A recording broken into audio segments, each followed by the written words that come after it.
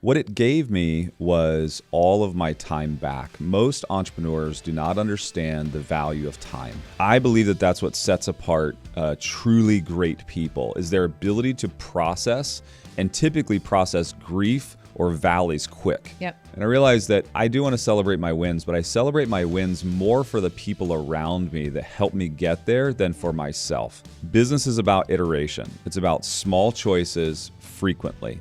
You cannot be successful without people. Yeah. I mean, people are the lifeblood of any organization. And to the degree that you can develop people will be your success tomorrow. Yeah. Emotions are usually just they're just typically something that is fleeting that really does not tie to truth, right? It's our perception of truth. It's wild to see that there are still places on this planet where someone is not free to live their own life. My purpose is to impact people, and I used to put numbers on it. Welcome back to the show, everybody. As you can see, I am in Podville Media Studios in Washington, D.C. We're shaking things up a little bit here on Keep Rising with Kristy Kuhl. I had the privilege of attending my very first Aspire Personal and Business Development Conference, and you're going to hear a little bit more about that in today's interview. All I will tell you right now is, wow, I am absolutely blown away. I have the co-founder of Aspire, Eddie Wilson, in the studio with me today. Eddie is also known as the King of Exits. He has owned over 125 businesses, exited over 100 of those. He founded the groundbreaking Empire Operating System. Through his podcast Impact and his book, The Titan Doctrine, he shares actionable strategies on leadership, intentional living, and creating lasting impact. Eddie's passion lies in empowering others to lead with purpose and drive meaningful change in their lives and businesses. Eddie, welcome to the show. Thank you so much. Appreciate it. Glad to be here. Thank you so much for being here. Your schedule is posted. Part of your schedule is posted on social media, and I watch your stories, and you are absolutely everywhere. We're running hard right now. You for sure. are, yeah. So I just can't tell you how much I really appreciate you and for hanging around one extra day to have this conversation. Happy to. Yeah. Thank you. So tell us a little bit, for my audience, tell us a little bit about you. Where did you grow up? Sure. What was that like?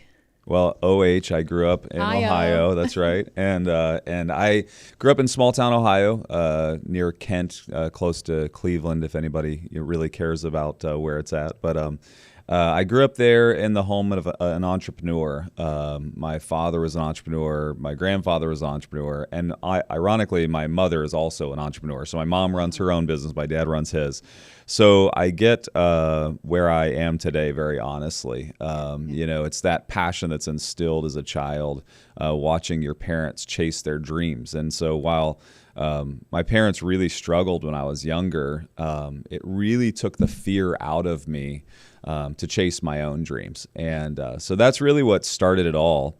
And then it's just been kind of serial entrepreneur, narrative all along the way. And so went from really corporate America, similar to you, to deciding that I could do it better or different, and then started chasing my own path. And really just through the process of time, found a way to buy companies and sell companies. And really, it gave me something that nothing else could. And so I chose that path very intentionally. So, what did it give you that nothing else could? What it gave me was all of my time back. Most entrepreneurs do not understand the value of time. And what they do is they trade their time to try to build an empire. And they don't understand that that at the end of that is just more time expended. Yeah. When I exited my first company, I was taken advantage of in a major way. Bunch of corporate executives, Wall Street guys that took advantage of me. I didn't understand the game, lost about $30 million of what I should have received, but it was very hostile. And they were calm, collected. I was mad, frustrated. I had no idea what the game we were playing. And I've had a very emotionally intelligent mother who I'd gone through a lot of loss early in my life. And she'd always say things like, if you can find gratitude in these difficult moments, it'll be a catalyst for future growth. So she would constantly push me towards this place of gratitude. When I got taken advantage of, I had 24 hours to sign some documents. I was coming back in the morning, and instead of being just frustrated and mad at the situation I was in, I started going through that process of gratitude that I'd been taught my whole life by my mother, and began to say things like, well, this is going to happen, and so what good can come out of this? What good could I receive from this? How could I shift my mindset? And what I realized was they were giving me a 7 times multiple on EBITDA. And so what I realized is if I did the exact same thing for the next 7 years, I would still have the same result. However, I got 7 years of my life back. They essentially were paying me for 7 years of my life that I didn't have to physically put the work into. So even though I felt like I was being taken advantage of, I felt like that morning as I was driving in to sign the papers in downtown Chicago, was that I actually get 7 years of my life back. And then I thought, well, what if I could live my life today and how I would live it in 7 years, what would that look like? And then I got to a place where I was really mad the day before. I walked in and I signed papers with a smile on my face, and they were like, what's changed? I was like, you gave me 7 years of my life back today. Like I get to go live my life.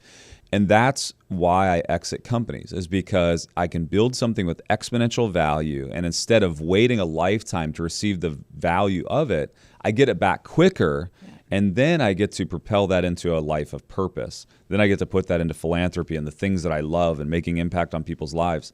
So that's why I've exited over 100 times. It's not because I'm a deal junkie. It's because it's intentional. I get to build something and with exponential value get all those years back that it would take me to receive that capital. Yeah. Wow, that's beautiful. How fast did you realize that, though? I mean, I know you had a few things that came to you that day. It took me a little while, but the thing is I believe that that's what sets apart truly great people, is their ability to process, and typically process grief or valleys quick. Yep. How fast can you get out of that? And that day thankfully it was quick. I was frustrated the night before. I was mad.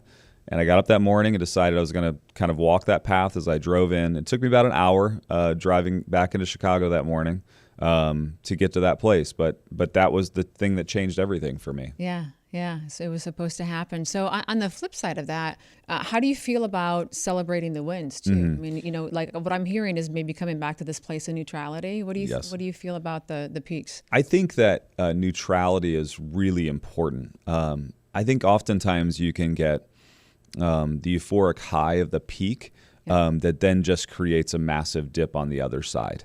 I think that was, if you classified my younger life, and some of the things that I knew had to change was I was always chasing the peak. I was always chasing the mountaintop. The problem with driven, people though, is once you get close to that peak, you put your head up and you realize like, oh wait, there's a peak that's larger than this one. I should go chase that. And so most people get into this routine of just jumping from the next euphoric high to the next euphoric high. And I realized that I do want to celebrate my wins, but I celebrate my wins more for the people around me that help me get there than for myself. I want to stay in this kind of like net neutral space where whatever is supposed to happen today happens. And I'm going to ultimately live with that with gratitude and compassion for others and kindness. And I find that centeredness is really what gives me peace. It gives me joy. It gives me fulfillment. It's not the next accomplishment that gives me fulfillment. Yeah. Beautifully said.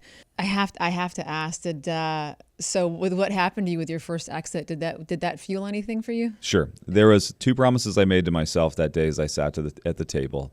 And I said, number one, I'm going to figure this game out. I'm not going to sit on this side of the table. I'm going to sit on that side of the table.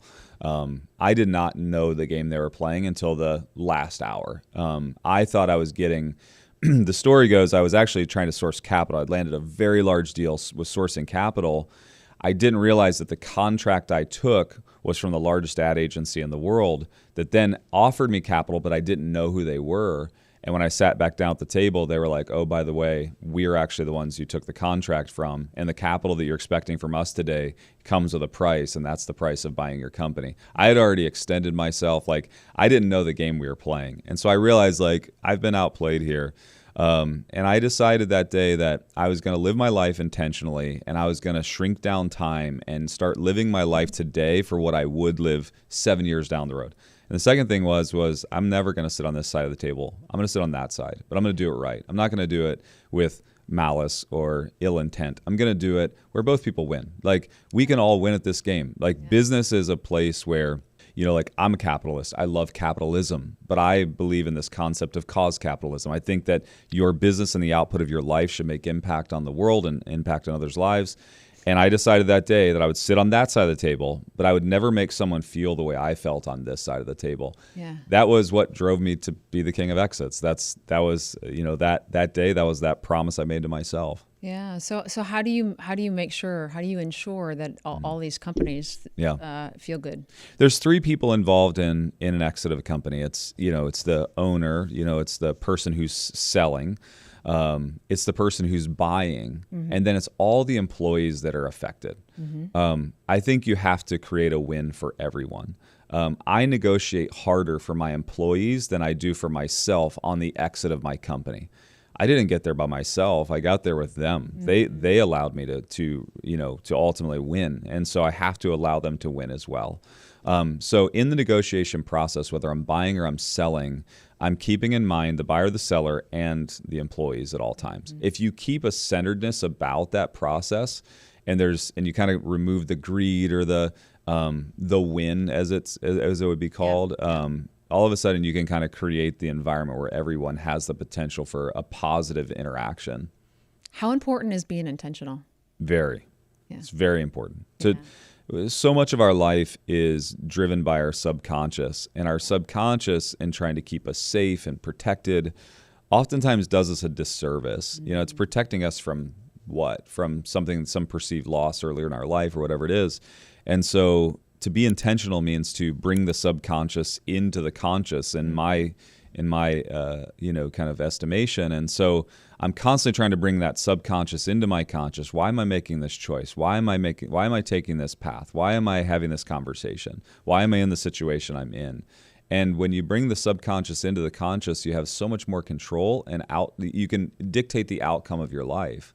Yeah, once you see, you can't unsee, right? Yeah, and I want to talk to you a little bit more about that, because I do know that you have a coach, and I read a little bit and listened to a little bit about the work that you all do. But I want to stay on the business here for a second, because you're a systems guy. Very much so. And so, by the way, yesterday at Aspire, you guys are so smart, but to laugh right off the bat and see how funny you guys are too.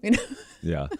I thought, I just want to come down to that office and hang out for a second. But everything that Andrew was saying about you and the Excel spreadsheets, and I was like, oh my gosh, I can totally relate to all of this. But what did you learn? There's three things that you learned with all of these exits, real quick, that you need to do. Could you talk about those three things? Sure. To be successful? In order to be successful at exit, you have to be cognizant of three things. Number one, it's your bottom line. It's revenue driven. Your exit is off of typically your EBITDA. Some people get lucky and they get to exit off of their top line, but most businesses off their EBITDA. So you have to understand what your bottom line revenue is. You have to understand what your take home is. You have to understand your numbers. Number two, you have to understand your IP, what actually uniquely separates you from everyone else. Yeah. It could be how you process data. It could be your technology. It could be employees. IP could really be anything, but it's that thing that you possess that makes you uniquely different. And as you document that difference, it becomes very valuable to the potential buyer. And then thirdly, it's your operating system. No one wants to buy a company that is a mess. They want to buy something that comes with a manual that says, if you want success, follow this pathway. Yeah. And if I follow this pathway, there's still meat on the bone, right? And so that's the 3-step process that I go through. And as I exit my companies, is making sure that every one of those things are taken care of before I actually get to the exit. Most companies I'm buying are distressed because of people or distressed because of capital. And I typically can solve those very, very quickly. So I'm usually acquiring companies with distressed people issues or distressed capital issues. I'm typically then finding greater multiples by instituting a more controlled system for finance, your numbers, finding the IP, what makes them uniquely different, and overlaying an operating system on them. Yeah, there's a lot of companies too that I would think that that would want that help, that don't want to exit too. Sure. Yeah. Well, that's what, for me, I built what's called the Empire Operating System. Yeah. This system is a system of governance, language, checks and balances in a business. It's a way of doing business. It's the manual. And I institute that in all my businesses. We built that specifically for me when I was building the 86 companies. But what has happened is that has now been highly adopted by so many corporations. I think we're over 3,500 corporations globally that operate on Empire because they want that. You know, whether they're going to exit or not, they want a systematic way of doing things and a way to govern them, create accountability, and true understanding of if that business is successful or not. Yeah, absolutely. So can you talk a little bit about how Empire is different? Empire operating system is different. Like I hear EOS a lot. Yeah. Yeah. Would that be a comparable? Sure. Yeah, I think that EOS is the entrepreneurial operating system. You've got other ones like Scaling Up, but you also have things like Six Sigma and various other operating systems out there. Sure. Industry. Yeah, based on industry. What I found is that every one of them had a limitation and a ceiling. And it was based on typically the founder or the author of that operating system. You know, Gino Wickman created EOS. The largest business he ever created was EOS. Well, so he's going to have some limitation on how he does business, how the curriculum is written. It's a fantastic, I would never knock any of these operating systems because systems are just systems, right? Like they're all good. They all have some benefit. The thing that was uniquely different about mine, and the reason I had to write it, was because I wasn't running one type of business, and I wasn't running something that was a startup and all startups. And I wasn't just running things that were just in scale. I was running all different types of businesses, and they were at every different phase of business. So what's uniquely different about Empire is that we put you in one of 5 categories based on the phase of business you're in. First phase, startup. Second phase, perseverance. That's the pre-profit phase. Third phase, viability. You've built the right foundation. Fourth phase is scale. Now that I've hit viability, how do I actually grow and scale? And lastly, the 5th phase, which is succession. No one had written curriculum on how do I actually create a succession plan for my business, right? And so for me, because I had businesses in every single phase, I had to have a system that actually could speak to every phase of business. So we went at building the system based on the phases. So as we systematically move from phase to phase to phase, it has the next level of curriculum that takes us to the next phase. That's the unique. There's a bunch of uniqueness about us. We've got some very specific, intentional, proprietary ways about doing business. However, those 5 phases are the foundation. I mean, to me, that's like 5 years of business school right there too, right? Like how many people actually know what phase they're in? And that's the thing is like, but if you don't know the phase of business you're in, you don't know the next step. Yeah. We call it removing the boulders because it's like you've got these big boulders in this river and you can't figure out like, why is it not flowing properly? And it's like, because if you don't know the phase you're in, you don't know which one to remove, you know? And so we've got a very systematic way, and now I've perfected that I can buy a business that's in startup or perseverance, get it to scale in a year. I mean, this current private equity firm we have right now, we've started 2 years ago. Andrew and I've had, my business partner, we've had 4 exits in 2 years off of things that we either purchased or started because we can go so fast. Because if you understand where you are, plot the spot on the map you want to go, and then you have the roadmap to get there, it's just execution at that point. Yeah. So like, do you reverse engineer that down per person or per department or per all the above? Or, per product, per person, per service, per department. Yeah. So I know exactly what I'm supposed to do. And if we all do that, then it'll roll up and it'll hit. Yeah. Yeah. That's the biggest issue is most people in business don't know what it takes to be successful. Yeah. And that goes down to the employee. So we have what's called a win number, and the win number stands for weekly important number. But we have a win number for every person on the team. They have to know what makes me successful. Like how do I perform in this ecosystem of success? Yeah. So how do you operationalize that? Like, is it a daily thing? Is it a weekly check-in? Is it, It's both. You do both weekly, daily, week or monthly, quarterly, annually, right? But we have daily huddles that happen all throughout the businesses. We have weekly, what's called win meetings, which is weekly important numbers.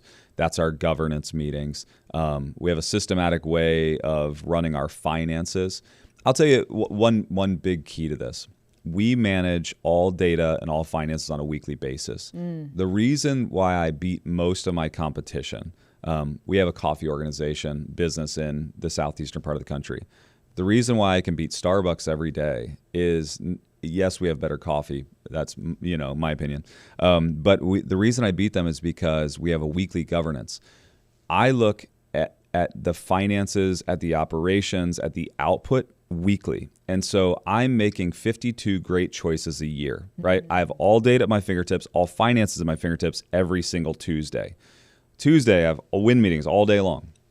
I make 52 great choices. I look at that data, we make a good choice. Next week, look at the data, make a great choice. Starbucks, big organization, publicly traded, they're looking at their data once a month. So now they get to make 12 choices, right? And they're making bigger choices with more radical changes. I'm making small tweaks 52 times. Yep. Business is about iteration. It's about small choices frequently. Most big corporations get to a place where they're so big that they don't know how to make decisions 52 times. They make them 12. Bigger businesses, oftentimes, your quarterly earnings reports, they don't make changes until they get to the quarter, right? Well, now you make 4 big changes a year. How nimble are you? How much change can you actually create? The reason we beat our competition every time is because we make 52 great choices a year. Yeah. And that's the mantra. That's what I speak to my people consistently. Yeah, I love that. What a great standard. So could you give us an example of like what one of those tweaks would be on a weekly basis? Because I work with businesses as well. And I think sometimes people are surprised at how like how if the plane takes off from LA and you're heading to New York and the GPS is programmed, but now we just got a big wind up from Dallas. Well, we didn't come back and look at that. Correct. So if we come back in a quarter's time, there's a lot of shit that could go. You could be in Canada by then, right? I'll give you a So could you give us like a small example? Because I really feel like business owners that are listening need to hear the small things. Like, what does this really look like that you're going, okay, you know what? Nope, we're gonna tweak that. We're gonna make this change. It's in every little thing. I think coffee. Everyone understands a cup of coffee for $3. Like the nature of the coffee business is easy to explain, so it's easy to give an illustration on it. We decided that we just a couple of weeks ago, we decided we'd open some of the shops an hour earlier. That choice was made by the kind of regional manager that was overseeing. We're going to open the shops an hour earlier. Made this kind of unilateral decision. We sit down. Again, I'm not the CEO of coffee. I sit more as like a board member where I'm essentially managing governance on a weekly basis over the CEO. They make a unilateral decision, our numbers pop up, and it's like, why are our the way that we manage our coffee is people in the store, right? Foot traffic. We have multiple divisions. We have retail, we have wholesale, we have white label. So we're talking about the retail shops now. They walk in and we see that our average price per unit, let's say sale at the register, which is usually in the $10 range, like $10.15. We know that we have to be at like $9.10 to really be at the profit margins we want. All of a sudden, it's at $8.72. And so 1 week after making that change, we say, look, our price per sale at the register, right, price per transaction, has dropped from over $10 to under $8, which that's not the margins we want. What did we change? Well, we opened all the stores an hour earlier. Well, here's the deal. We're going to actually allow this to go for 2 more weeks, but if you can't get your price per transaction back up to 10, we're going to move that, because essentially it's so dialed in. What happened was is you open that up, well, there wasn't enough people, or there was only single coffee buyers, which doesn't maintain the margins. Well, something as simple as that, if you make that across 10 or 15 stores, all of a sudden it's a big change. Yeah. And that was by adding 1 hour that essentially now has multiple workers, you've got the cost of the shop, like all of that stuff. And so within 1 week, we realized and so we let it go for 1 more week, realized our price per transaction still wasn't maintaining where we want. We moved it right back to the hour that we were at. And guess what? The price per transaction went right back up, which maintains our profit margins, which keeps us safe, So it's something as simple as that. Yeah. Yeah. Well, you got your eye on it. Can you talk a little bit? I watched a video on your EOS site, and I thought it was brilliant. It's like the one that pops up. I think it's like 13 minutes long that explains the brick. Okay. Yeah. Like I don't feel like anybody's talking about in my world, right? And like the high performance, like, okay, these little things that matter. But again, business owners, from what I see, a lot of people start things and then it's like, okay, well, I got this machine and now I want to go over here and I want to do this. Right. And oh gosh, now I need to diversify because what if something happens here? And then I think some people think it's cool to have all these multiple verticals too, but I love that explanation. And how do you do that? Like, is that part of the EOS system? Like if somebody were to buy that and partner with you, you would help them with that? I would. The brick is the fundamental way that we scale our businesses. We don't typically institute the brick until we get to some level of viability. So practice this with warning, right? Like you can scale with the brick, but in the end, if you don't have the right foundation, you could hurt yourself. So viability is what stage again? That's stage number three, which means you have the right people and the right systems in place. Okay. I can sustain growth now, right? I'm profitable. I can sustain growth. Is this scalability? So this is viability, and then I'm going to use the brick as I'm moving into viability. So I could be close to perseverance, but if viability is on the horizon, then I can start to use the brick. The brick is how I took an insurance company from 40 million to 800 million in less than 4 years, right? Like it's a complete focus. So in Empire, we say the phrase is we build empires one brick at a time, right? Like we don't build it by grandiose thoughts and ideas and visions. What we do is we plant the vision, but if we don't understand the building blocks to get to the vision, you're never going to actually build the empire. So it's one brick at a time. So what is that brick? Well, the easiest way for me to explain this was I was heavily involved early on in my public relations and marketing, kind of organization. And there's a famous story that I had the chance to be a part of that's like gone. It's been written about in so many books, but it's the story of Foot Locker, where they decided to measure feet versus sell shoes. There was an analyst that came in as they were looking, they're down in their shoe sales. How do we drive shoe sales? And this analyst said, hey, what we know is when we actually measure feet, we sell 72% of the time we sell shoes. So they decided they were going to get into this campaign of measuring feet. So you remember the metal trays that were at Foot Locker, and you'd walk in, and even though I've been a size 12 since I was in 11th grade, they still wanted to measure your feet. They wanted to measure the width, the length, whatever. And if you committed so you'd walk in and say, hey, I want that pair of Air Jordans in my size 12, right? And they would say, well, let me measure your foot real quick. And they would measure your foot. What they realized was if they measured feet, then they would sell shoes. Then they came up with this thing called the rule of threes. They never had your shoe you wanted. So they walk out with a box of 3 and they say, well, we don't have your shoes, but we have these 3 in your size. They'd verify your size. And every night that manager would write down how many feet they measured. They didn't write how much foot traffic they didn't. And that was the pinnacle, the height of growth for Foot Locker. That's essentially the brick. That's the easiest way for me to explain it, is you have to have one central KPI that you're completely focused on as an organization, not just a sales team, not just a marketing team. That you have a KPI, but that KPI has to ladder up into something more important that everybody is completely focused on. And when you focus on that brick, I always say it's like Bernoulli's principle. That's the principle of thermodynamics, where if you're pushing something through, let's say a riverbank is 100 feet wide and the river's flowing at 5 miles an hour, and then the riverbank shrinks down to 5 feet wide, the speed of the water increases, right? All I'm doing in business is reducing down the riverbank to create speed, velocity, lift. So I get everyone in the organization to focus on one KPI. That's the brick. So what is it in your organization? Well, we have a very systematic way of determining what it is and what it should be. For instance, you just came to the Aspire Tour. My brick at Aspire Tour, some people would say, well, what we really want is to sell tickets. Well, that's not really what I want. What I actually want is for someone to put a butt in the seat. I don't, if you buy a ticket and never show up, I've made no impact on your life, right? Like if you buy a ticket and you show up, now you get what you want. You get the experience I provided, and I get what I want, which is the ability to influence you, right? So the brick is really this amazing place where the customer gets what they want and you get what you want. And if you focus right there and you put tons of effort and intentionality on that, you'll scale a business very, very quickly. Yeah. I mean, to me, this is, again, with the work that I do, it's people get distracted very, very easily, and they lose sight of what they're supposed to do, how they got there, and what they need to do moving forward. And it's like the fire drills can be nonstop. Because you're constantly focused on whatever the noise is in the business. Let's go put out this fire. Let's go put out this issue. Yeah. So how do you block the noise? Yeah, you have to block the noise with intentionality. Yeah. No matter what happens at Aspire, if one of our big talent cancels, if we've had these huge events, right? We've had floods. We've had events. We had the worst rainstorm in Fort Lauderdale history. We had floods.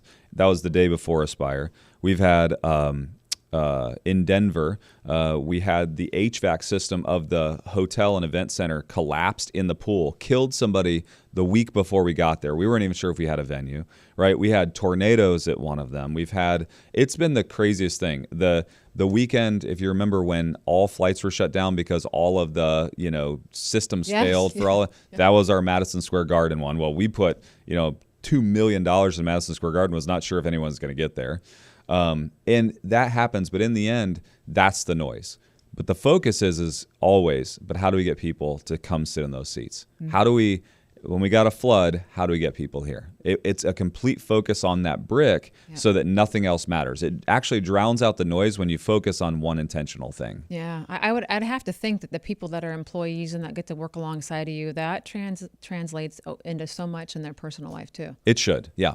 Because these principles are not just principles in business, they're principles in life. The brick is actually something that I institute in my personal life. Like I have a brick in my personal life. It's not about, selling more coffee or price per transactions or whatever it is, right? Like it's not about putting butts in seats. My personal brick is dollars of impact. How many dollars can I give on a weekly basis to make impact on someone else around the world, right? That's my brick. It's what I focus on, and that's why every time I speak, I end up talking about it because it's something that I'm focused on. Yeah, I love that. Can you give us a couple compliments of your EOS clients? Like what has this done for them? Yeah.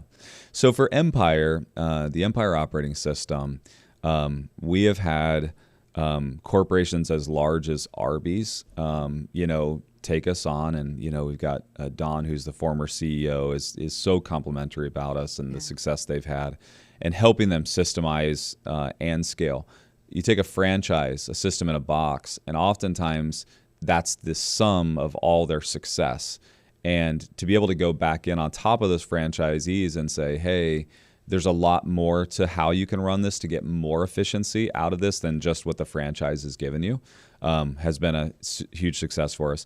One of my favorite ones, though, is a young man out of London. His name's Harry, and he runs a company called Tailored Athlete. He had this idea in college that he wanted to build clothing for athletic bodies that were never served well in the fashion space. High fashion for people with, because he was like, they always are relegated to sweatshirts and, stuff that just doesn't fit them properly. Yeah. So he built a company called Tailored Athlete. He came to me, wanted to scale it a few years ago. He was getting close to viability.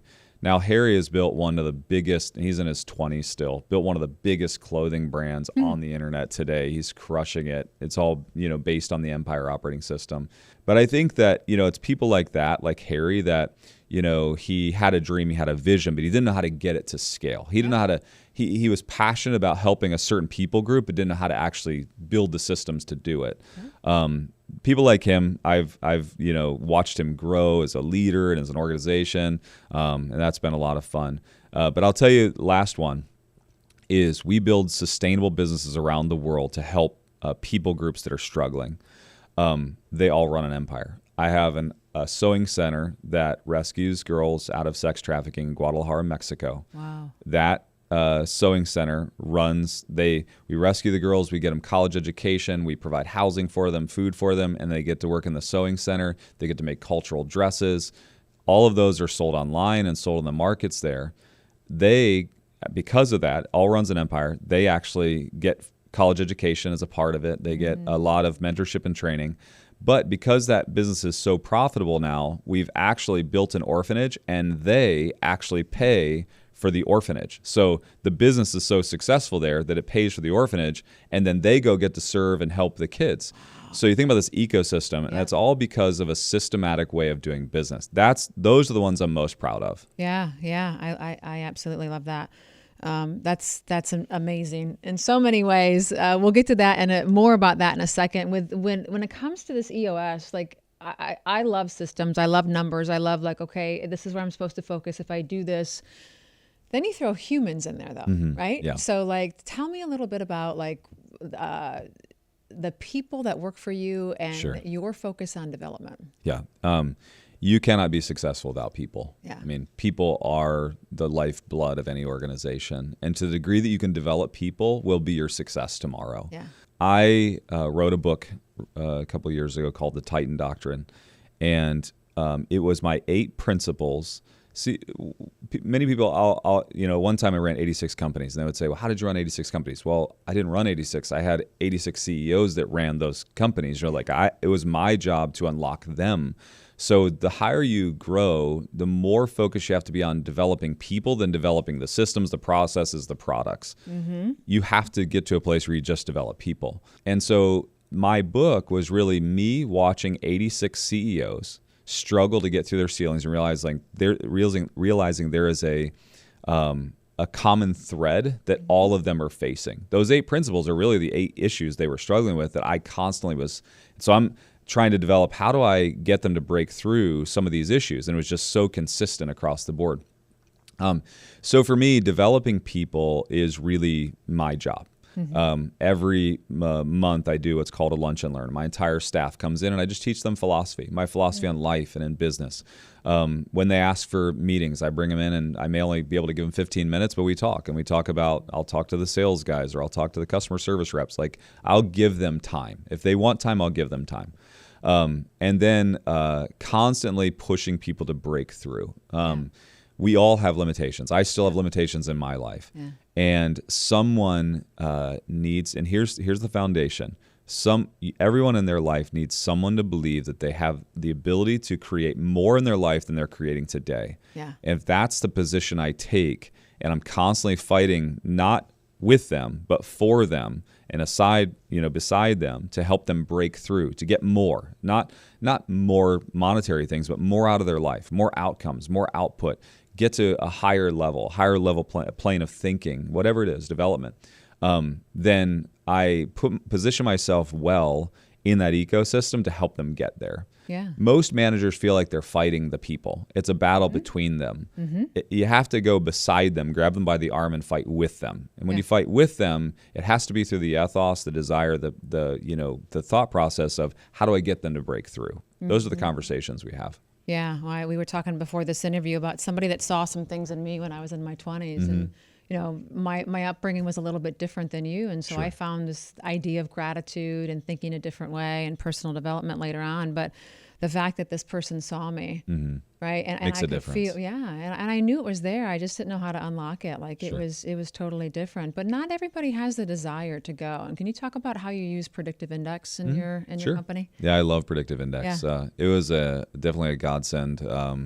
We in trying to decide how to elevate people, hiring, firing, all of those things, your ability to read people oftentimes can be skewed. I feel like I have an energetic read on many people as they walk in. I sense who they are. I try to look deeper into them versus just the facade. Yeah. But that fails sometimes. You can't read everyone. Predictive Index is a great system that was created that allows us to really predict someone's drives, not their personality. Mm-hmm. Personalities can be, if I said, hey, would you mind cleaning the toilets today? You might be like, no. I say, well, what if I gave you $1 million? Okay, I'll do it, right? I can modify people's behavior, typically through reward, but that doesn't mean that they'll stay under the weight of it. If I said, okay, but can you do that for the next 10 years? You'd be like, $1 million might not be enough, Yep. And so I can only modify their behavior on reward based on how big the reward is. So, and by the way, as they receive the reward, they'll always want something greater. So it's a never-ending process. So you have to get to a place where you intersect with their drives. What are they driven to do? What is it that they want to accomplish in life? That's what Predictive Index tells you, is what people are driven towards. Then if you put them in alignment with what they're driven towards, you get max output. Yeah. And so we have a 3-step process for hiring. One is what we call we call it the head interview, what drives them. That's Predictive Index. Then it's the heart interview. That's the culture. How do they see the world, right? Do they mesh well with our culture, our systematic ways of behavior? And then lastly, experience. Experience is the least important thing in how we hire today. Mm-hmm. I want to know what they're driven towards. Do they align with me culturally, right? Does their ethos, does their thought process, does their end state tie in with mine, and then lastly, their experience. Yeah. Well, now you have something to work with, right? If you understand that. So can you talk a little bit about self-awareness and how important is self-awareness to being able to develop both yourself and any of these folks? Yeah. Self-awareness is key, and it's critical. Most people, even though they attempt to try to be self-aware, are still limited in their self-awareness. Yep. I talked a minute ago about your subconscious. There's so much that's hidden in our operating system that we're unaware of, that we also don't have insight into.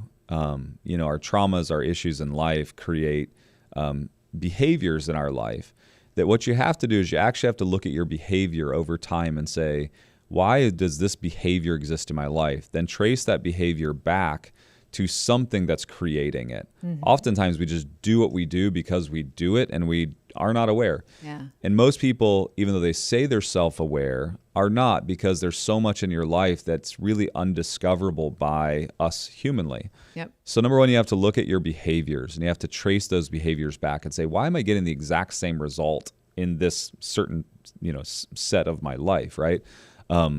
I would say this, it's like, this is a really difficult illustration, but it's like, why does a woman who is in an abusive relationship leave an abusive relationship and find another abusive relationship? Yep. Is it because she desires it? No, she's running from it.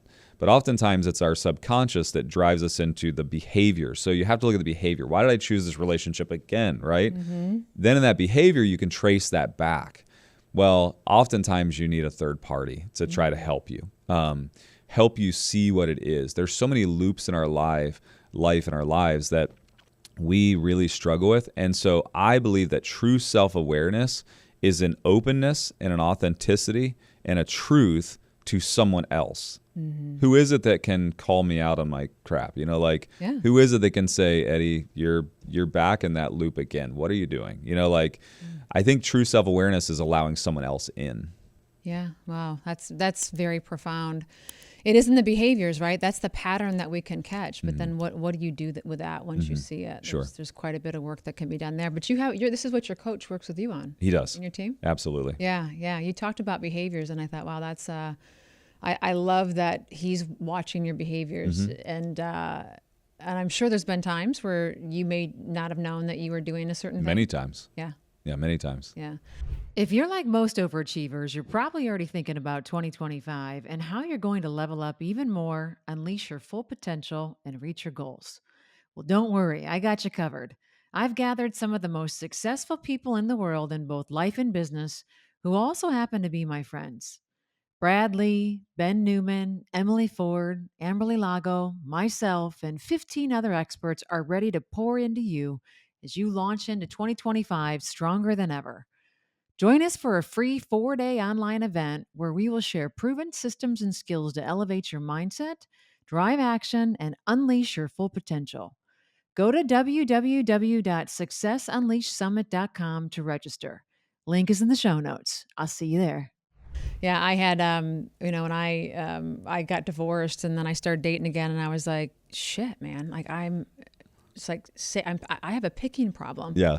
So then it became a group sport. And Right. so I'd have these conversations and I was having a conversation with a friend and I'm like, you know what? I really trust this person. I'm just going to tell him everything. Yeah. So they like, do you see anything that I don't see? I'm getting really tired. Like I'm sick of this. Yeah. And she was recording the Zoom and she's like, and I saw her face do this. And so I was like, what just happened? And she said, do you realize what you just said? And I repeated back what I thought I said. And it was not what I said. Yeah. And then she shared with me what my body language looked like the expression on my face. And she was mirroring what I did. And I was like, oh, there's something here. There's really something here. And I would have never known it. I would have never known to open that door. And she has permission. So I have a few people in my life that have permission, and it sucks. I don't want to hear it. But at the end of the day, I'm trying to get from here to here, and we all have blind spots. We do. Like even the people that have the most self-awareness, like you said, because it's in the subconscious. So outside of your coach, do you have anybody else that has permission to call you out? Yeah. My father has been such a great mentor to me and help. he definitely has permission. And even if he didn't have permission, I think he might do it anyways, but no, just I give myself to that. But yeah, we bought a company called SEAL Team Leaders. That's who my coach is we actually acquired his company because he didn't want to work for us. And I knew I had to have him. Andrew and I, my business partner, he's the crazy one. I'm the more, subdued one. I was like, I don't think we could do this together without Larry, exactly, and so, and you have to give yourself to it. I have to give myself to it. So it was actually a quest of self-development that actually brought Andrew and I together. Oh, really? Yeah, it was both of us working on ourselves in tandem with Larry. And Andrew and I were friends. We did a bunch of real estate investments and stuff like that together, but he was always so crazy and so out there. And I was always way too, structured and rigid for him that it was actually Larry that is the centerpiece. But Larry's job is to watch the behaviors of our executives, including us. And we have to give ourselves to whatever that is. Larry has the most insight. But I'll tell you, we all speak a common language. And all of my executives is a peer group. So whether it's Andrew or even the ones that just will run our assets, if they have gone through the training and they've gone through it, we have a saying that says you're on your ship. When you're on your ship, that means that you're in a loop. And so we'll ask, hey, are you doing this because you're on your ship? It's a thing to get us to think through, like, am I actually creating alignment here? Am I actually creating the environment I want? Or am I back in the subconscious loop that we all know? And so we speak it as an executive group. Yeah. We'll talk about our truths and our untruths. Like, we'll have these conversations openly, so that this peer group is a peer group that's rising together. Yeah, that's amazing. Non-threatening too, right? Like just having that word. And again, that's transferable no matter where you are. It is. Yeah. Talk to me about empathy.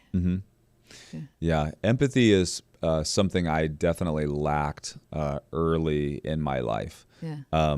Mainly because I would have it for certain people groups, and then I would have to shield it because I didn't know how to take on people's pain, their frustrations, their desires, their needs, and still lead. I thought I had to put a wall up, and because I was in my 20s and I was leading, big corporate organizations in my 20s. And so I thought, I have to put this wall up. I don't need to feel what they feel. I just need to do what I need to do. As I've grown, I realized that most of what people are feeling, is false.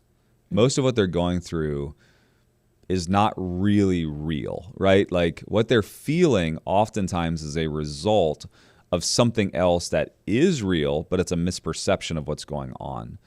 So the best way to lead, I believe, is through empathy, but not giving yourself to the pain, to the emotion. It's speaking to that emotion with truth. If you just hit, and I'll kind of pull this full circle, but if you just hit everybody with truth, you hit them over the head with truth, it's a blunt hammer, right? That's what I did in my early days. Yeah. However, if you find the scalpel, right, what happens is now through kind of a surgical process, I can actually deliver truth, but with love. Love is the empathetic side of this, that if I feel what you feel, and we have a conversation about, I know this is how you feel. And I feel it too. And as a matter of fact, it hurts me that you feel this way, right? Showing truth and love together. But here's the reality of why we're here. This is why we're perceiving this to be negative, positive, whatever it is. Then we can begin to dissect down the causes of the feeling, right? And deal with root causes. Law of, first mention, right? It's like we can go back to what this fundamental issue is versus the emotion. Emotions are usually just they're just typically something that is fleeting that really does not tie to truth, right? It's our perception of truth. Yeah. How did that change things in your business? It changed everything, because now... How were you perceived before versus now? I was perceived as a dictator ruler, like Eddie, it would be said oftentimes, like, Eddie And did that bother you? It did, but it also was... It was the checkbox of success. It was like, this is what I have to do. Yeah. This is the weight I have to carry. I just can't be connected with people. Like, I would find I had no friends at work, but we would crush it, right? We would succeed. you ever watched the Michael Jordan documentary? Okay. Michael Jordan put out a documentary during COVID. It's like 9 or 10 series. And Michael, obviously is arguably the greatest basketball player in the world. But if you watched all the players, they're completely disconnected from him. And he would say things like, well, if we wanted to, we had to win. So in order for us to get to winning, we had to go through this. Yeah. And he would justify it. That was me. It was, so if I have to be an a-hole, but we won, at least we won, guys. Like, I got you to success. And that was my attitude. Now what I want is success and winning through alignment. I want them to be, I believe that you can be a good leader taking people from point A to point B. That's no success to success. I think a great leader, and this is where I believe I've elevated and trying to get my leaders to elevate, is you can actually go from point A to point B while making people better. Like, you can actually get them to success while getting them to achieve greater things in their own life, to develop further. I think today I think that my teams would say Eddie's strict, Eddie is rigid, Eddie has a way of doing things, but he cares about me, and he really does care about my experience in this. Yeah. Sometimes I feel like in young leadership, we feel like, we have to tell people everything in our life, or we have to go into their life. Like, sure. there's no way to create a relationship. Correct. Without taking all of that on. And it's so untrue, because like you said, like, you don't have to know all that stuff. Sure. But if I can find a way to make you feel, this is what I'm hearing from you, like, I do care about you. I mean, we do have, like, you're getting paid to do a job. Right. Yeah. So we have to move this thing along. But I do care about you as a person, which doesn't mean we have to be out drinking at night, or correct. I need to understand everything that's going on with your grandmother, and then maybe start to give you grace where I shouldn't at sure. work, or feel right. like, a certain way. Yeah, such a, I love that piece in your story of how open you were about that. And just on the journey, how, there was a couple of things that you would say in the beginning that would just start to help people feel like you do sure. care, right? Yeah. Like, I appreciate you. I'm so glad that you're here. What makes you feel most fulfilled? What makes me feel most fulfilled is watching someone get to a level of success that in your heart they would not have been able to achieve it without you. It's why I named my nonprofit organization Impact Others. For me, it was, I want to create impact, which is a deep-rooted change in someone's life. Yeah. So whether it's an orphan, or it's a single mother, or it's an executive in my company, that's what makes me feel fulfilled today. Yeah. Yeah. When did you start Impact Others? I started in 2013. Why? Because of a lack of fulfillment in my life. You can get to a place where you chase money and it's very unfulfilling. You can chase things, cars, houses, vacations, experiences. Most people have like this thing. And it's like, well, if I had enough money, I would feel better. If I had this car, well, I'd feel better. If I had this house, I'll feel better. Then you get to the place where you have all those things, and it's like, oh, well, now we need experiences, right? And I hear this all the time, like, we don't buy things, we buy experiences. Like, okay, great. And at some point, when you've gone on every vacation that you could ever go on in your entire life, and your kids are bored and saying, like, I don't want to go to that place anymore. And you're like, but this is the greatest place on the planet. Everybody wants to go there. At some point, that will run out too. Yeah. And in the end, you have to get to a place where you get back to, it's all about people. It's about, it's not about taking your kids to Italy or to Disney World. It's about, what did you do with your kids, right? Like, it's not about, and that was my issue, was I was a lack of fulfillment. To go deeper, it was true depression. Like, I really contemplated, what was life worth living? Should I even live? Like, I was on. This was 2000 and. It's like about 2010 to 2013. I was just on this quest where Is that after the exits? After my first exit. Your first exit, okay. Maybe and second exit. Like, I had enough money that, like, I said to my spouse at the time, I said, we have more money than I know what to do with. And I'm still finding myself crying myself to sleep at nighttime. Yeah. I didn't know how to deal with these emotions. Like, I had reached every pinnacle, and I looked around, and there was no more mountaintops. Like, there was nothing. Like, what else do I do? Like, and so when you reach that, it's like, okay, well then, then there's nothing left. And that's when I began to really get on this quest of, like, well, what is life really about, and what brings me fulfillment? Impact Others was my first kind of foray into I'd taken a trip to a friend that I met in college who had an orphanage in Honduras. And I was down there on a diving trip, fun, and came to his orphanage. And it impacted me so much to feed those kids and spend time with them. I was like, oh, okay, this is What'd different. you feel? So the story goes, he said, will you come to this feeding center I have? I said, sure. I went there, not really knowing what I was going to see, but thought I'd go and support him. And there were about, let's say, 80 kids lined up, 40 in the front, kind of 40 in the back, and they had these little plastic plates, and they had rice and chicken on them, and they were passing it out. And I'm kicking the soccer ball with them, messing around. There's dogs everywhere. It's in the mountains of Honduras. And if you've ever been to third world, the smells and the experiences are just different. And half the kids are not being fed, and the other half are. And I watched, and I thought, oh, they're just going to feed them in sections.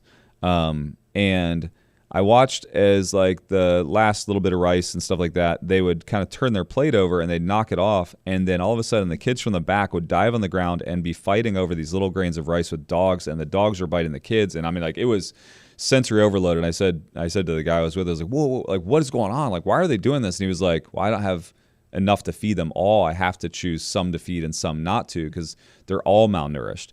And I was like, no, hold on. I was like, and it's chaos. I mean, like, there's kids and dogs, and I was like, no, tell them I'll bring food back. You know, like, I'll do it.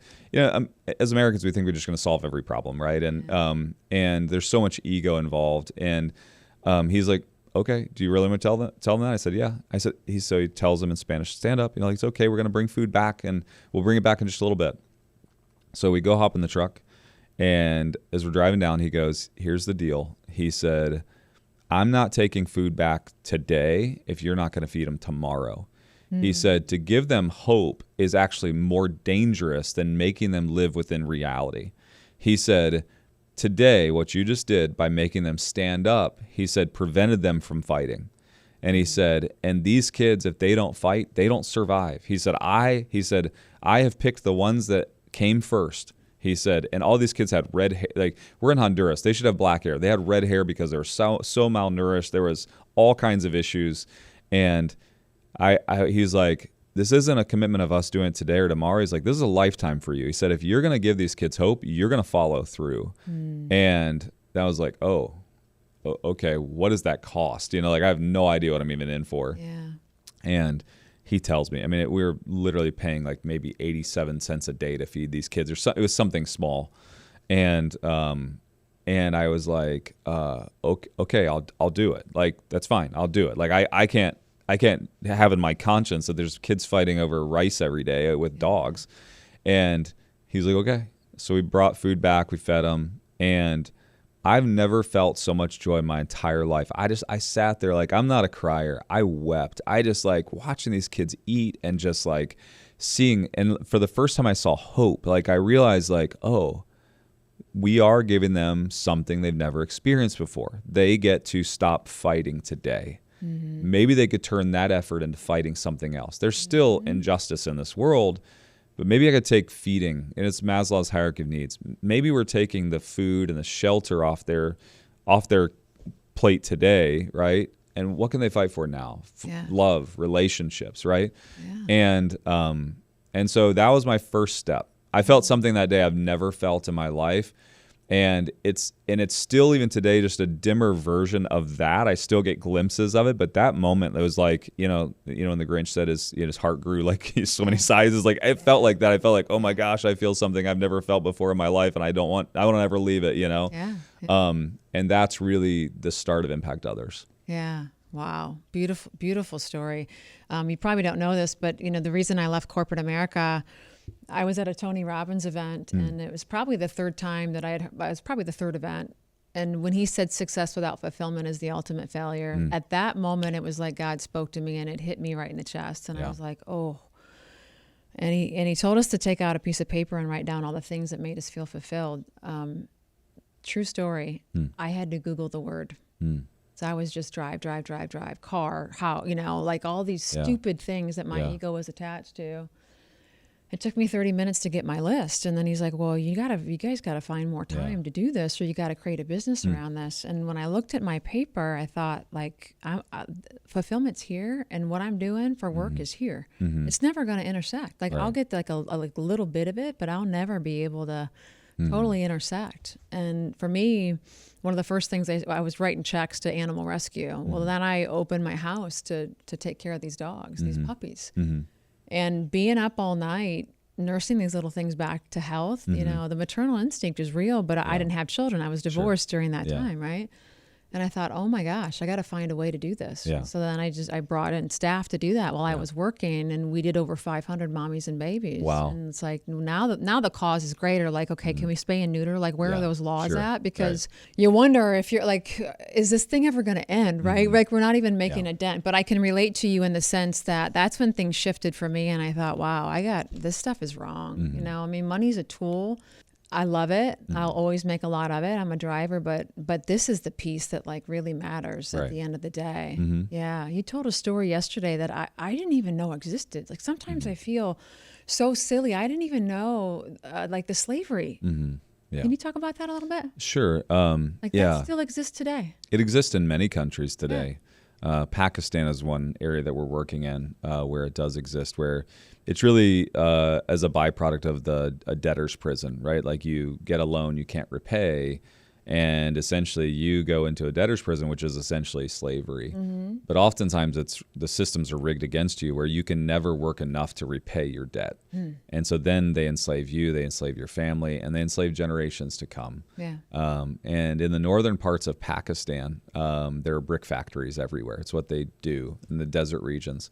And you're talking about like way up north, like close to the Himalayas. And there's still a lot of, there's literally thousands of families that are enslaved up there, not even because of their own choices, but because of a choice of someone else. Maybe it was a grandfather or something like that got behind on a payment. And so we've been setting a lot of them free over the past couple of years, providing jobs and housing and food.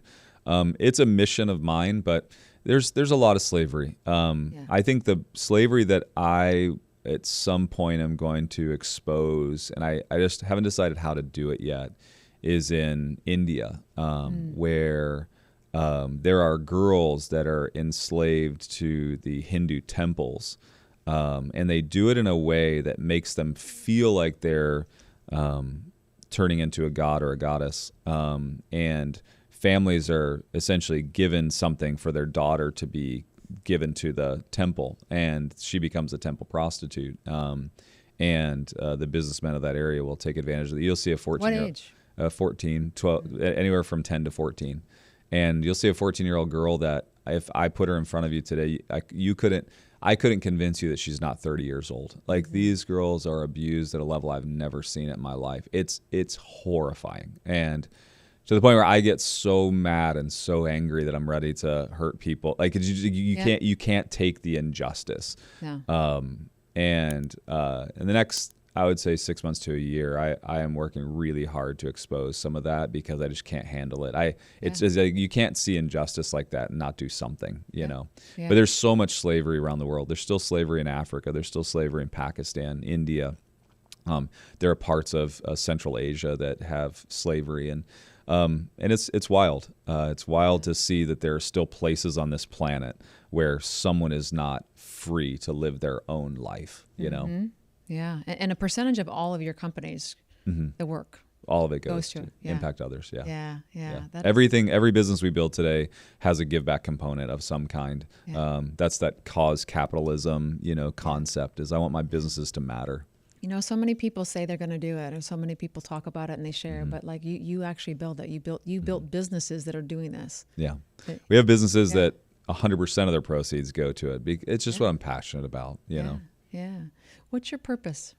My purpose is to impact people. And I used to put numbers on it. And I think the numbers take me away from making an impact on a human's life and finding value in it.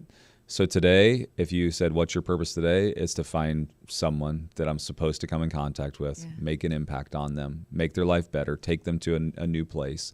And also, as I'm building all these businesses, that should exponentially increase that output. Yeah. Why are you so passionate to help other people find their purpose? I don't know. I think a lot of it ties into the loneliness and the depths of depression I felt when I was chasing everything that didn't matter. And I got to a place where I started wondering, like, what's life all about? And, I had all these kind of existential conversations internally that I couldn't just quiet. And I found that fulfillment and that joy is something I cannot explain. It's like, it's so hard to even bring into words, but to get someone to feel that, we have a group going to Mexico. I think they're leaving today to go down to a site, and it's a bunch of business owners, and I've got a team that's taking them down there. I know what they're going to feel this weekend. It'll change their life. Like, we do this consistently, taking people to these different places. And to me, I want that same feeling that business owner has this week in Mexico serving. I want the same feeling to be available to an orphan who has only ever been dependent on others to actually find the same exact feeling that the business owner feels, right? Like, they can all have impact. They can all have purpose. Yeah. Do you feel like you were searching for this early on? Yeah, for sure. Yeah. I had two siblings that passed away. I had a sister that passed away when I was young, and I had a brother that passed away when I was a little bit older.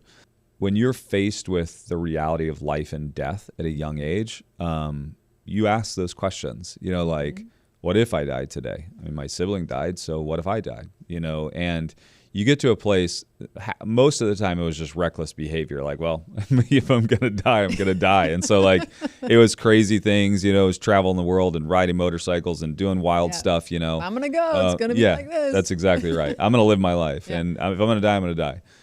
So there was a sense of that for sure. And there's still a little bit of that inside. But then you get to a place of like, but did my life matter? I had my sister, I remember standing by her casket, and we were in the receiving line. As just like, I don't know, as a little kid, I think I was 6 at the time, watching 1,000 people come through and talk to me about, my sister and how impactful she was. And like, as a kid, you're like, okay, well, I don't know how she did that, but it's like, am I supposed to, it's like, how do I impact people like that? There's a reality to it for sure. Yeah, absolutely. You said something a moment ago that I want to touch on. Your life is busy. You got people. You got people everywhere.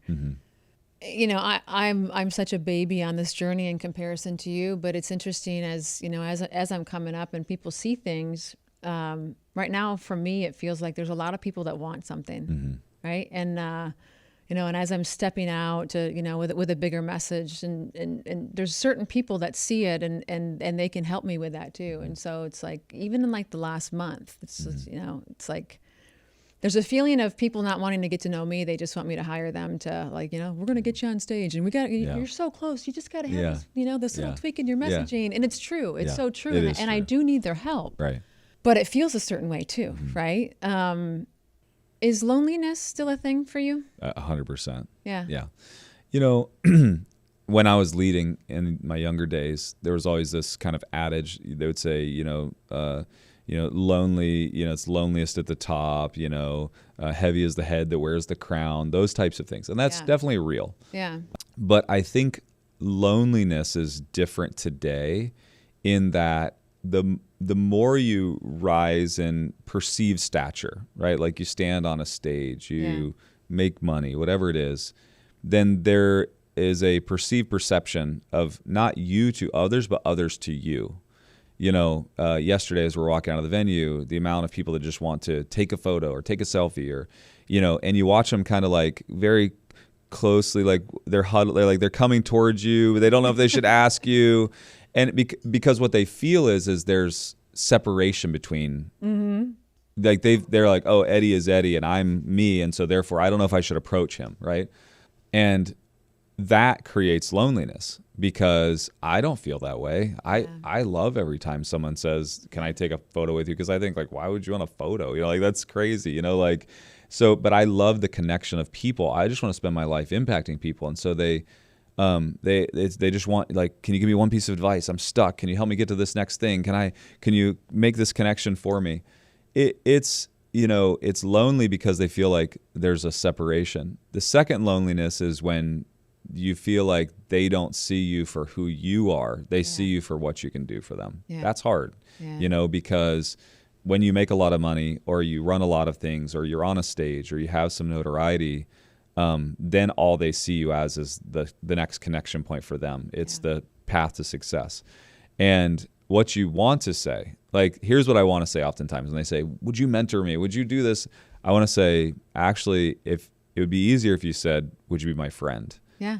Because in friendship, you'd actually learn who I am. And in learning who I am would actually help you get to success. Yeah. I can't give you a bunch of tactics. Like, go watch my Empire Operating System. It'll teach you how to run. It'll teach you how to run a business. Like, go watch my podcast, because I literally just do philosophy on leadership. Great podcast, by the way. Thank you. Appreciate that. But it's like, all of those things are very intentional to try to help get people from point A to point B. Sure. It's like, but if you actually wanted me, it would be a friendship. It would be like, how do you connect? Because if you really wanted to learn, and that's where the loneliness comes in. Yeah. I feel it. Yeah, I feel it, and I feel it for you and anybody that's in that position, because it's interesting, and even to find people like you, right? Like, to have conversations for somebody that can see the 360. Sure. Right? Because maybe there's a piece of you over here that these people get, and there's a piece over here that they understand, but like, who truly understands? Sure. And cares to get to know you, that you can speak about all those things, and they'd be able to understand. And when you're on a platform too, like you are, you're not allowed to have flaws. And and so, what we really desire in life is unconditional love. We desire for our, I have children, I have boys, and what I love about them is that they see the bad parts of me and the good parts of me, and they still show me love, right? Like, well, what's better than that, Nothing. Well, most people that don't know you can't give that to you. Yeah. Like, they have a perception of who you are. They saw you on social media, or they saw you on a stage. And so therefore, to see you in your lowest moment just destroys their persona of you. And so, they can't give you that unconditional love, which is what we all desire. Like, someone just to love me for me. Bring that back. I hope there's a way that we can start to bring that back. More authenticity, because nobody who has a platform is perfect. No, at all. And sometimes I'm like, if you could just see what this really looks like some days, and I need to do a better job of talking about that as well. But I attended Aspire for the first time yesterday. One of the things that kept me away from even just stepping out and starting to use my voice and influence people is this industry, and all industries are this way, and life is this way, but I felt like this industry, more than others, probably because of the visibility, had more of a conflict with my core values of integrity and authenticity and truth and appreciation. And it's freaking poser nation, and you talk about like getting irate about something. I have absolutely no time for it, no respect for it. And I feel like if you're going to use your voice and you're going to influence, you have a responsibility. Like, these people are going to leave here, and they're going to hang on every word, right? Like, whether you pop out, you're on a video on your Instagram, right, or you just put on a $2 million event, they are hanging on you. They came here for hope. They came here because they're stuck. And in this industry, there are people, and they're everywhere, but these people have big platforms that are giving information that's not true. And they're telling stories that aren't true. Yeah. And so I've been to a lot of places. I've seen a lot of and I try to go, okay, well, I learned a lot from that person. I learned what I want to be. I learned what I don't want to be. I learned what I want my brand to be. But what I noticed at Aspire yesterday is, first of all, you have top talent, and they have real results. And so you can't deny that, right? But it's business guys that created this, and your teams too, which again are results that you cannot, you can't deny those results. Sure. They're probably public somewhere, right? Yeah. So I wrote down these words last night, like real people, real stories, real solutions, real results. And you can't deny the way that you feel when you're in a certain environment, right? Just like you can't deny the feeling that you had when you were helping and with the children that didn't have food. So I don't know how that lands with you, if that it was any of your mission of what you wanted when you created Aspire, but I just have to acknowledge you for what you all created, and then all the solutions that spin off of that too, because you give them information, but then there's other areas where they can go if they want to learn more too. Sure. Yeah. Versus having to start from zero and go, okay, well, now where do I go? Right. So it is very intentional. Job. Thank you. I think that is what you just said is the greatest compliment we could be paid, because when you set out, when you set out to create that as a brand promise, and then someone goes through it and experiences your product and then comes back and says, here's what I experienced, it's like that is so rewarding. We have many big name speakers, the who's who, but our rule is you have to be authentic. And if you're not authentic on stage and you don't tell them good, bad, you don't tell them what your actual story was, what it took you to get there, we're not going to have you back. And there have been people that have come once and we've never had them back, and they're very, very big names. And it's not because they couldn't put butts in seats, they couldn't fill an auditorium, but it's because they won't be real. And if you're not real, then you're not going to help people get real results.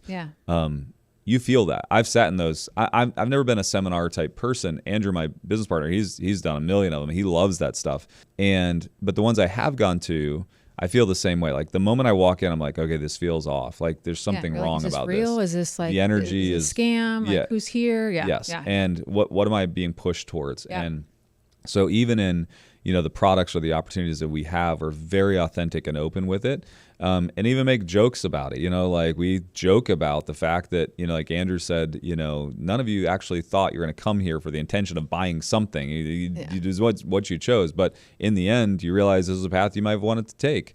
And so we have authentic conversations, but then it doesn't get more authentic than David Goggins at the end of the day. I mean, that guy, he pours out his heart, his soul. He says things that you're like, I cannot believe you talked about yourself this way, but it's amazing. But to me, that's why last night, as we're trying to leave the stage, there's 1,000 people trying to like just touch him. I just want to touch you.